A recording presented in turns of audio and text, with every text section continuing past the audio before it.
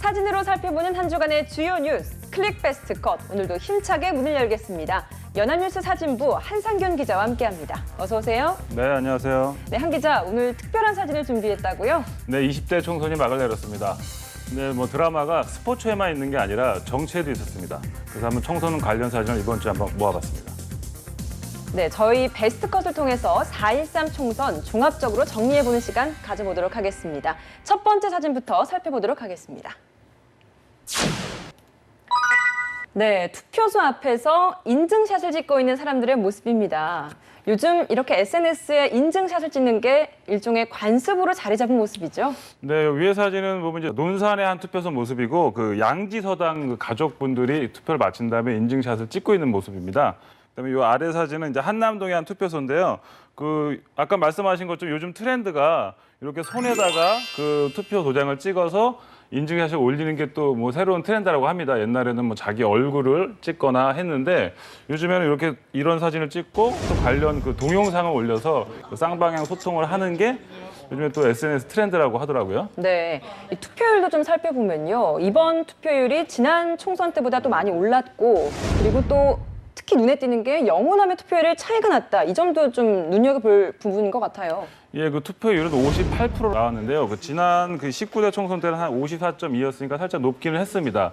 근데 이제 이번 투표는 좀 이제 사람들이 투표를 많이 안 할 것이다. 왜냐하면 정치에 좀 많이 무관심하고 그다음에 정치에 대한 불신이 높았기 때문에 그 투표율이 저조할 것으로 관측됐는데 아까 말씀하신 대로 그 서고 동조 현상이 나타났는데 그거는 뭐냐면 서쪽은 이제 그 호남권인데 네. 호남권은 투표율이 높았어요. 그래서 최고 높았던 데가 전남인데 63.7%고 서고 동조에서 동쪽은 이제 영남 쪽이겠죠. 근데 영남 쪽은 이제 대구가 가장 낮았는데 그 전국에서 제일 낮은 데가 대구였어요. 54.8%인데 이제 이거는 뭘 의미하냐면 호남 쪽은 야권이고 이제 그 영남 쪽은 여권인데 여기 한쪽이 높고 낮았다는 거는 그만큼 그쪽 지지층이 한쪽은 더 결집을 했다는 거죠. 네. 그래서 아까 말씀하신 대로 제일 높았던 데가 전남인 거 보면 호남 쪽의 지지층이 높았다. 그런 것은 보면 결과적으로 그 야권의 그 투표율이 높아서 그쪽이 더 많은 표를 몰아갈 수 있었지 않았나 하는 그런 생각을 해봅니다. 네, 한편 20대 총선 무투표 당선자가 나온 경남 통영시 고성군 선거구의 총선 투표율은 전국 최저를 기록했습니다. 이곳 유권자들은 비례 투표만 해야 하다 보니 투표에 대한 관심도가 크게 낮아진 것으로 보입니다. 다음 사진 살펴보도록 하겠습니다. 네, 새누리당의 실상, 이번 선거 결과를 한눈에 볼 수 있는 그런 사진인 것 같아요. 예, 보통 이제 총선이나 대선이나 선거가 끝나면 그 투표가 끝난 다음에 개표가 될 때 그 당의 그 고위직이나 관계자들이 모여서 선거를 보면서 이제 당선이 되면 여기다가 이제 꽃이라든가 옛날에는 꽃이었는데 이번엔 스티커로 바뀌었어요. 그래서 이제 붙이는데 지금 보면 이제 새누리당이 이번 총선에서 참담한 패배를 했죠. 이제 그걸 표현하는 것처럼 사람들은 아무도 안 보이고 이렇게 그림자만 이렇게 보이고 있는 모습입니다. 출구 조사에서부터 그 새누리당의 패배는 예감이 됐었죠. 그래서 그 출구 조사 본 다음에 원유철 원내대표라든가 그 당의 그 지도부들은 이미 자리를 좀 떴습니다. 네. 그리고 김무성 대표 같은 경우는 계속된 그 유세 때문에 몸이 안 좋아서 병원에 입원해서 링거를 맞기도 했는데요. 당의 지도부가 떠난 다음에 이제 비례대표라든가 그 당 실무자들은 한까지 남아 있었는데 이제 그 사람들도 이제 11시 한 40분 되니까 다 이제 자리를 떠났습니다. 그래서 네. 기자들만 좀 남아 있었는데 그래서 이제 좀 이렇게 쓸쓸한 분위기를 취재할 수밖에 없었습니다. 결국 김무성 대표도 다시 오지 않았고 원유철 대표 같은 경우 원내대표 같은 경우는 초반에 자기 그냥 지역구로 가고 강병균 선대위원장도 다시 오지 않고 이랬기 때문에 그 새누리당의 선거 실패가 이렇게 사진으로 잘 드러났는데 이 사진 같은 경우는 사실은 그 지도부가 없으니까 사진 찍을 게 없잖아요. 네. 그리고 그때 이제 여기 우리 그 배재만 기자가 아주 센스 있게 그러면 어떤 분위기를 잡기 위해서 이렇게 비친 그림자를 모아서 잡아낸 모습입니다. 네. 네, 그럼 이번 선거 결과를 놓고 김무성 대표는 어떤 입장을 발표했나요? 네, 이제 선거 결과 나온 그 다음 날이죠. 이제 김무성 대표는 그 선대위 회단식에서 국민의 뜻이다. 모든 것을 겸허히 받아들이고 자기는 이제 사퇴를 하겠다라고 밝혔습니다. 근데 이제 그 김무성 대표가 사퇴를 하는 것은 사실 예전부터 예정된 사실이었습니다. 자기가 총선이 끝나면 사퇴를 하겠다고 했는데 이제 공교롭게도 이게 자신들이 원했던 결과가 아닌 그 아주 참담한 패배 결과가 나왔기 때문에 이 퇴진이 좀 불명예 퇴진으로 이제 보여지는 거죠. 그래서 네. 좀 그리고 이제 김무성 대표만이 아니라 그다음에 뭐 선출직 뭐 최고위라든가 이런 뭐 사람들이 줄들이 사의를 표명했습니다. 뭐 김태우 의원이라든가 황진아 사무총장, 그다음에 뭐 이인재 금일동 의원은 뭐 낙선을 했고요. 그래서 이게 뭐 결국 이러한 걸 보면 이제 비대위 수순으로 가지 않을까라고 생각이 들고 있습니다. 그럼 새누리당의 이런 참패 원인은 어디에 있다고 볼 수 있을까요? 이제 뭐 어쨌든 민심을 뭐 얻지 못한 건데 그 이유는 뭐 가장 큰 게 공천에 문제가 있지 않아 싶습니다. 이제 그게 그 친박계 그 의원들로 주도로 된 공천 때 그 유승민 의원을 좀 이렇게 죽이기 위한 뭐 이러던데 이게 뭐 아주 민심을 많이 잃었던 것 같습니다. 그렇기 때문에 뭐 나중에는 뭐 상당히 국민에게 사과하고 여러 가지 읍소를 했지만 국민들은 좀 차갑게 반응한 게 아닌가 그렇게 생각이 듭니다. 20대 국회의원 총선거에서 과반 의석을 달성하지 못한 채 참패한 새누리당. 조기 전당대회가 불가피해졌다는 시각도 많은데요. 이 전당대회가 난파된 당을 재건하는 첫 번째 시험 무대가 될 것으로 보입니다. 다음 사진도 함께 살펴보도록 하겠습니다. 네, 앞서 본 새누리당의 모습과는 사뭇 다른 모습입니다. 김종인 더불어민주당 비대위 대표가 당선인 스티커를 붙이고 있네요. 네, 앞서 그 새누리당에서 이런 행사를 아예 진행하지 않았죠. 예. 근데 지금 보면 이제 김종인 대표가 붙이기 아주 의미 있는 사진입니다. 정치 1번지죠. 종로의 그 정세균 네, 그렇네요. 당선인의 이제 당선의 이 스티커를 붙이고 있는 모습입니다. 앞서 그 새누리당에 비해서 그 더불어민주당은 아주 좋은 결과를 냈죠. 뭐 서울에서 수도권에서의 압승을 했고요. 심지어는 123석을 차지하면서 새누리당이 122석을 얻었죠. 그래서 더불어민주당은 원내 제1당이 됐습니다. 뭐 아까 말씀드린 대로 이제 수도권에서 이제 압승을 하면서 뭐 처음에는 이제 개헌 저지선인 100석을 목표로 하기도 했었는데 나중에 이제 김종인 대표는 107석을 뭐 예상을 했었죠. 그 정도를 이제 손으로 잡았는데 뭐 그거에 아주 넘어간 뭐 그렇죠. 상황은 훨씬 넘는 의석을 차지했죠. 123석이라면 뭐 더불어민주당은 아마 아주 즐거운 모습을 보내고 있을 겁니다. 또 심지어 정세균 의원이 또 당선을 해서 그래서 더 뭐 큰 힘이 된 것으로 보이고 있습니다. 네, 여당의 텃밭이라고 할 수 있는 영남권에서도 많은 자리를 차지했고 또 서울에서는 또 강남이 보통 서울에서의 여당 텃밭이라고 할 수 있잖아요. 여기에서도 자리를 많이 차지하다 보니까 좀 더불어민주당 내에서도 굉장히 뜻깊은 승리일 것 같아요. 그렇죠. 뭐 방금 말씀하신 이제 강남 3구는 사실은 새누리당의 텃밭이었는데 강남을이라든가 그 송파에서 그 더불어민주당 의원들이 당선이 됐죠. 뭐 전현희 의원 등이 이렇게 당선이 됐는데 그쪽도 있고 아까 말씀하신 대로 그 대구 같은 경우는 김부겸 후보가 당선이 됐어요. 근데 뭐 사실은 이게 쉽지 않은 일인데 근데 김부겸 후보 외에도 뭐 부산에서 5명, 경남에서 3명 등 이제 영남권에서 이제 9명의 당선인을 배출했는데 이게 뜻깊은 게 사실 호남에서는 참패를 했잖아요. 그래서 그 국민의당한테 완전히 밀려서 더민주가 호남에서 참패했다는 게 좀 이렇게 안 좋을 수 있었는데 뭐 아까 얘기했지만 강남이라든가 영남권에서 좋은 뜻밖의 성적을 거둬서 국민의당한테 호남을 참패하고 그다음에 비례대표 정당 득표를 뒤진 것을 이렇게 만회할 수 있는 힘이 되지 않나 싶습니다. 네. 네, 사실 그동안 김종인 비상대책위 대표는 4.13 총선 비례대표 2번 셀프 공천을 하면서 비례대표 파동으로 실점한 부분이 있었는데요. 이번 선거 결과로 이를 만회하면서 위상을 다시 회복하는 모습입니다. 네, 앞으로 보다 목소리를 키우면서 당내 기반 강화에 나설 것으로 보입니다. 다음 사진 살펴보도록 하겠습니다.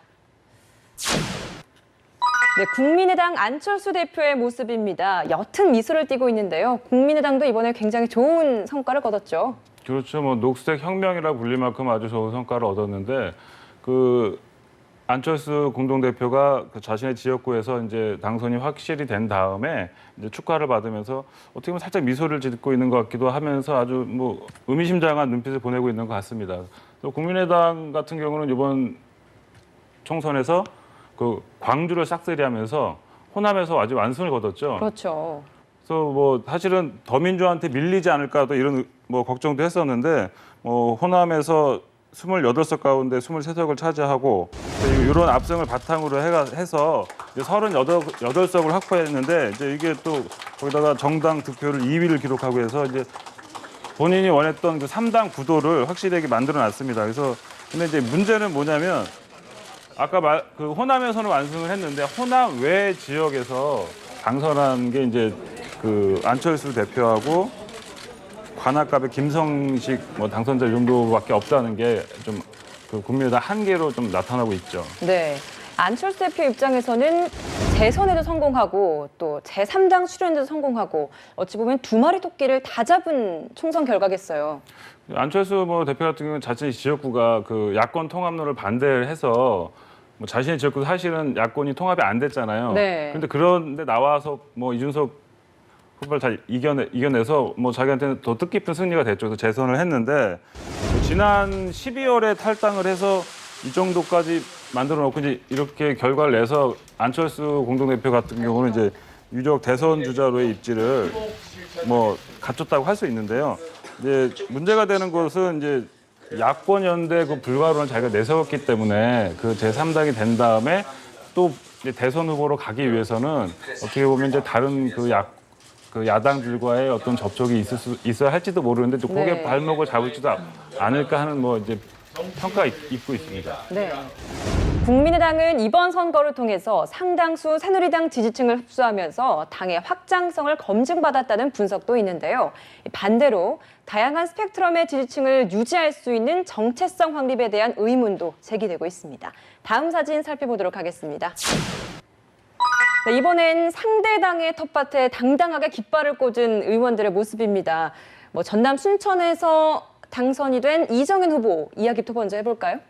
네, 전남 순천에서 그 재선에 성공한 이정현 의원입니다. 이제 뭐 새누리 이정현 의원인데 지난 보궐 때 전남 그 순천 곡성 지역에 출마해서 당선이 된 이후에 이번에 다시 재선을 성공했습니다. 뭐 지역을 완전히 뭐 넘나드는 뭐 재선이 성공인데 재밌는 것은 이번에는 그 자신의 고향이었던 곡성이 지역구에서 제외돼서 초반에 조금 고전을 했는데 그렇죠. 예, 근데 막판에 뭐 역전을 성공했다고 합니다. 근데 의미 있는 이유가 그 1988년 국회의원 선거구제 이제 도입한 이후에 이 광주 전남에서는 재선까지 성공한 의원이 새누리당 같은 그 여당이요. 그 재선에 성공한 의원이 그 이정현 의원이 처음이라고 합니다. 그래서 네. 더 뜻깊게 얘기할 수 있겠죠. 네, 그럼 이번에는 여당의 텃밭에서 당당하게 깃발을 꽂은 김부겸 당선인 이야기를 좀 해보겠습니다. 이 대구에서의 정치적 심장부라고 할 수 있는 수성갑에서 그렇죠. 승리를 했는데 이게 몇 년 만인 거죠? 이것도 아까 말씀하신 거의 한 31년 만에 그 뭐 새로 다른 당이 다른 지역에 가서 뭐 깃발을 꽂은 경우인데 이 김부겸 의원 같은 경우는 사실은 마찬가지 이쪽 지역구가 아니에요. 뭐 군포에서 3선을 하신 양반인데 하고 난 다음에 내가 저 지역구를 좀 한번 이겨보겠다 하고 와서 도전을 했습니다. 근데 네. 이번에 된 게 뭐 첫 번째만도 아니고 두 번째도 아니고 3수 만에 뭐 당선이 됐다고 합니다. 이 대구에서 당선된 또 다른 야당 의원이 있죠. 바로 무소속으로 출마한 홍일학 의원. 이분도 이야기를 좀 해주실까요? 예, 그 대구 북을에서도 더민주를 탈당한 홍일학 후보가 이제 새누리당 후보를 누르고 이제 당선이 됐죠. 근데 이제 홍일학 후보는 당선이 된 다음에 자기는 뭐 복당이나 이런 생각이 없다, 그냥 무소속 남겠다고 이제 밝혔다고 합니다. 어쨌든 이렇게 뭐 지역을 타파한 의원들이 나와서 기분 좋은 소식인 것 같습니다. 네, 이렇게 적진에서 여야 후보가 연이어 생존한 것뿐 아니라 정당 득표에서도 의미 있는 성적이 나오면서 지역주의 해소의 전환점이 됐다라는 평가가 나오고 있습니다. 다음 사진 살펴보도록 하겠습니다. 네, 유승민 의원의 모습입니다. 이번에 당당하게 동구 을에서 당선이 됐는데 좀 인상 깊은 게 유승민 의원 사진 뒤편으로 박근혜 대통령의 사진이 같이 찍혔어요. 예, 뭐 이 사진 때문에 뭐 예전에는 뭐 한때는 이 대통령의 사진을 다시 돌려줘라. 그쵸, 아마도 그것 논란이 때문에 약간 있었죠. 논란이 있었는데 결국은 돌려주지는 않았는데요. 이 당선이 확실히 된 다음에 이제 유승민 의원이 어딘가 바라보면서 이제 하고 있는 모습입니다. 근데 뭐 재밌죠. 뒤에 이제 박근혜 대통령의 사진 겹치니까. 근데 이제 유승민 의원은 어쨌든 이번에 성공을 했는데 무소속으로 나오면서 어떤 권력도 이제 국민을 이길 수 없다라는 그 변을 내놨습니다. 근데 그거에 맞게 뭐 결과가 나와서 반대로 이제 새누리당에서는 좀 당혹스럽겠죠. 아까 처음에 말씀드린 것처럼 그 새누리당의 좀 패배 이유 중에 하나가 가장 큰 이유를 보면 그 유승민 의원이 그 가장 큰 이유가 될 수도 있거든요. 네, 공천 파동의 주역이었죠. 그렇죠. 그게 더 어떻게 보면 새누리당의 표를 갉아먹는 그 결과를 낳지 않았나 이런 생각을 해봅니다. 이렇게 압승한 유승민 의원인데 표정은 그렇게 밝지 않아요. 왜 그런 거죠? 뭐 어쨌든 정치상 위상은 높아졌던 막 주목을 엄청 많이 받고 그랬는데 유승민 의원이 무소속을 하면서 그쪽 지역에 이제 연대를 이뤘었죠. 그래서 뭐 조혜진, 유성걸, 권은희 이런 그 후보자들이 있었는데 이분들이 같이 당선이 돼서 같이 뭐 같은 유승민 돌풍을 이어갔어야 되는데 지금 안타깝게도 그분들은 이제 낙선을 하신 거죠. 그래서 네. 하니까 이제 유승민 의원만 혼자 됐으니까 이 다음에 정치적으로 뭔가 이슈 이어나가고 할 때 많은 걸림돌이 될 수 있는 거예요. 복당할 때도 자기만 복당을 해야 되는 것인지. 많은 힘을 잃었겠어요. 그렇죠. 이제 그런 거에서 약간 뭐 복잡한 생각이 있지 않을까 생각이 듭니다. 유승민 전 원내대표는 당선이 확실시되고 나서 당선 소감을 발표했는데요. 이번 선거에서 나타난 국민의 준엄한 심판을 겸허하게 받아들여야 한다. 또 국민께서는 보수가 개혁해야 한다고 요구하고 있다라고 강조했습니다. 다음 사진 살펴보도록 하겠습니다. 네, 국회 배지 모습입니다. 네, 바로 이 배지 하나를 갖기 위해서 많은 후보들이 아주 치열하게 혈투를 벌인 거죠. 예, 그렇죠. 보기엔 별거 아닌 것 같지만 이게 가지고 있는 힘이 뭐 엄청난가 봅니다. 어쨌든 이 국회에서 그 새로운 이제 의원들이 오니까 이제 새로운 이 국회 배지를 준비하고 있는 모습인데요. 뭐 좀 뒤에는 좀 아웃포커스가 됐지만 그 많은 그 배지들 이렇게 진열해 놓고 준비하고 있는 상황입니다. 근데 마침 이렇게 크게 보였으니까 말씀드리자면 옛날에는 요 안에가 국회가 그 한자로 돼 있었죠. 국자라고 해서 나라 국자가 딱 써 있고 그 주변에 네모나게 이렇게 테두리가 돼 있었습니다. 무궁화 안이. 근데 지금은 제가 생각할 때는 무궁화 안에가 네모보다는 동그란 게 뭐 더 좋은 것 같은데 네. 이렇게 바꾼 이유가 이게 또 뭐 소통을 잘하고 뭐 통서 어떤 뭐 의회 민주주의를 상징한다고 그럽니다. 우리가 보통 금배지 이렇게 부르잖아요. 근데 네. 이 배지가 정말 금으로 만들어진 건가요? 아, 예, 옛날에는 진짜로 금이었다고 합니다. 한 10대 국회까지는 정말로 금으로 만들었는데 그 다음부터는 이제 99%가 은입니다. 은이고 이렇게 반짝반짝 약간 뭐 도금을 했겠죠. 그래서 아, 은으로 만들고 겉을 도금을 한 거예요? 그렇죠, 그렇죠. 근데 이게 얼마 정도 하죠? 예, 좋은 질문이십니다. 다 그게 궁금하실 거예요. 가격은 35,000원. 아, 저렴하죠. 그래서 이제 이렇게 만들어 놓고 국회의원들이 뭐 분실할 수도 있고 하니까 하면 이제 뭐 국회 사무처에 와서 35,000원을 내면은 또 다시 살 수 있다고 합니다. 네. 근데 이쯤 되면 좀 궁금해지는 게요. 도대체 국회의원이 되면 어떤 혜택을 받길래 그렇게 많은 사람들이 국회의원을 하고자 도전을 하는 겁니까? 예, 그래서 제가 준비해봤습니다. 이게 준비한 내용을 제가 읽어야 될 것 같아요. 이게 너무 길어가지고. 그렇게 많아요? 예. 이게 뭐 사실상 보면은 그 장관급 대우입니다. 국회의원 우리나라 장관이 뭐 한 뭐 몇 개인지 제가 생각이 안 나는데 300명의 장관이 있다고 생각을 해보세요. 어쨌든 장관급의 대우를 받고 그 연봉 이제 세비인데 연봉 있죠. 연봉 같은 경우는 한 1억 4천만 원. 어마어마하네요. 그렇죠? 근데 이제 저는 이것까지는 이렇게 이해가 되는데 보면은 이제 수당이 많아요. 뭐 입법 활동을 위한 일반 수당, 급식비. 다 오늘- 따로 받는 거예요? 그렇죠. 입법 활동비는 물론 이제 회기 중에 뭘 하는지 모르겠지만 특별 활동비, 그다음에 정근 수당, 또 명절 수당. 그래서 뭐 이래저래 수천만의 돈을 제가 이게 수령한다고 저 횡령이라고 읽을 뻔했습니다. 근데 이제 그거 외에도 이제 제가 볼 때는 뭐 웬만한 중소는 아니고 아주 소기업 정도 되는 것 같아요. 보좌진 7명, 유급 인턴 2명. 그래서 이제 이 사람들한테 그 인건비로 한 3억 7천만 원에 달하는 급여 역시 세금으로 네. 좋죠. 그다음에 의원실 운영하고 출장, 그다음에 뭐 이래저래 뭐 지원비로 연평 한 9,100만 원을 받을 수 있다고 합니다.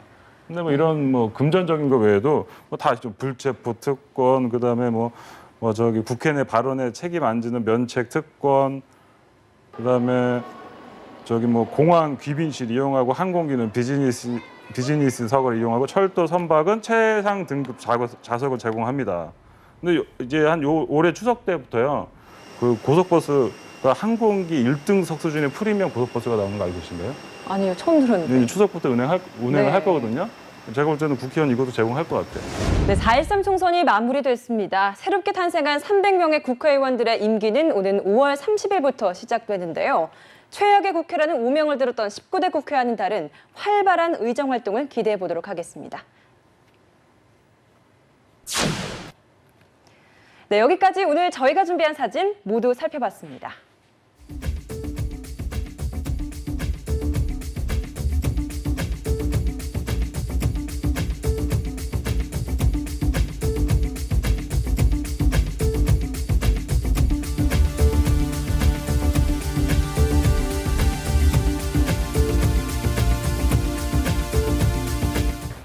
네, 한 기자, 오늘 살펴본 사진들 중에 베스트 컷을 뽑는다면요? 뭐 베스트 컷이라기보다 제가 베스트로 말씀드리고 싶은 사진을 컷으로 골랐습니다. 네. 그 마지막에 그 국회의원 배지 있죠? 네. 아까 사진을 보면 배지가 이만했잖아요. 그래서 저는 이것을 아주 진짜 무거운 철로 만들어서 의원들 양쪽 어깨에다 달아서 아주 무거운 마음으로 그 민심을 한번 헤아려 달라는 마음으로 그 사진을 베스트 컷으로 뽑았습니다. 네, 민심의 심판은 매서웠습니다. 4.13 총선에서 우리 국민들은 안정보다는 견제와 변화를 선택했는데요. 새롭게 출발하는 20대 국회는 사회 갈등을 해소하고 여러 문제들을 해결하는 장이 됐으면 좋겠습니다. 클릭 베스트 컷 여기서 마칩니다. 시청해주신 여러분 고맙습니다.